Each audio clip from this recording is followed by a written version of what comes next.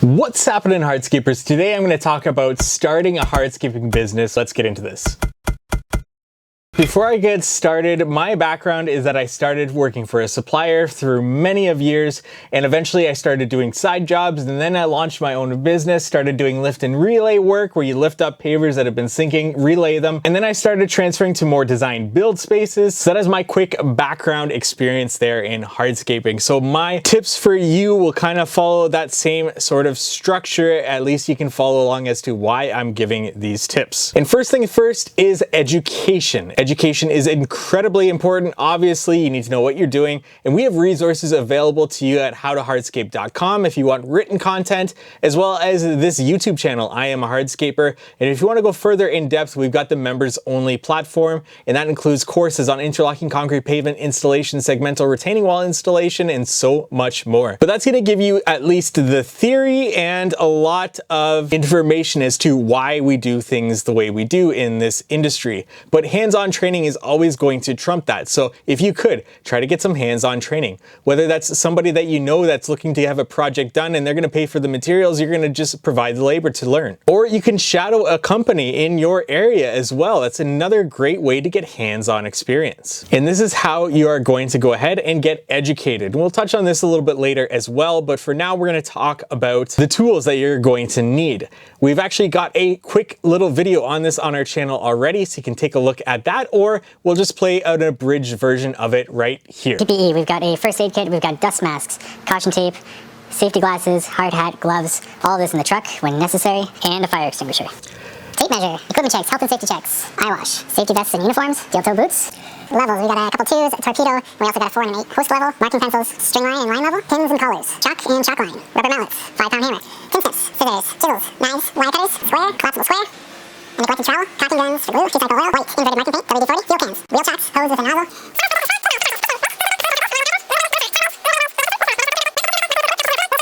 And those are, in a nutshell, the tools that you're going to need to get started. And there could be actually more. So if there's any more, leave them in the comment section below. Let me know what I missed out on that list. And like I said, those are just tools to get you started. You're going to need a little bit more, and you'll learn along the way what tools you're going to need for your type of business. The next tip is pricing, knowing your numbers. This is incredibly crucial to starting your hardscaping business. Knowing your numbers starts with actually creating a budget to know how much time you have to recoup the amount of money that you need to make to cover those overhead costs, to cover the materials, to cover the labor costs, and to earn a profit. So budgeting is incredibly important, as well as knowing how to actually estimate projects, from measuring square feet, face feet for walls, and linear feet, and so on. Yards for aggregate, how much aggregate you're gonna need is too much for one video to get into. So if you need help with that, we actually have a course on howtohardscape.com, pricing landscaping projects. It's free and it gets you started, but if you need more, if you wanna learn how to budget, if you need to know how to estimate, if you need to know how to know your numbers, check out the members only platform, members.howtohardscape.com. Any resources that we talk about, you'll find it in the description below. The next thing is networking. This is incredibly crucial. Go to local shows, meet other professionals in your area, and get to know your suppliers as well. Show your face, bring some business cards, which we'll get into soon, and let them know that you are in business. There's always manufacturer shows, especially in the wintertime, that you can go. You can also get hands-on training there and more training as well. So that's a great way to also get more education while also networking with salespeople for certain manufacturers, as well as other professionals in your area. You could trade work, especially if you're starting small, like I did with a lift and relay business. A lot of contractors that are bigger do not like to take on those lift and relays, and that's where you can squeak in that market. Which brings me to starting small, exactly what I did. I started with that lift and relay space. My overhead expenses were small. I didn't need equipment. I was able to serve my market in that way by networking with contractors that I already knew and trading leads. I was not looking to get those large projects when I was first starting out. I wanted to start out as small as possible and then work my way up. That way I had as little risk as possible possible in my business as I was carrying forward and was able to scale my business to where I currently am with doing design build projects. So starting small helped me in that. It took the risk out of starting my own business and allowed me to learn, especially along the way when I was first starting out. Starting small could be a great way to serve your market well. Which comes to getting those projects. Networking with contractors and suppliers is a good way to start, as well as just telling everybody you're in business. Everybody you know, let them know that you've started a business.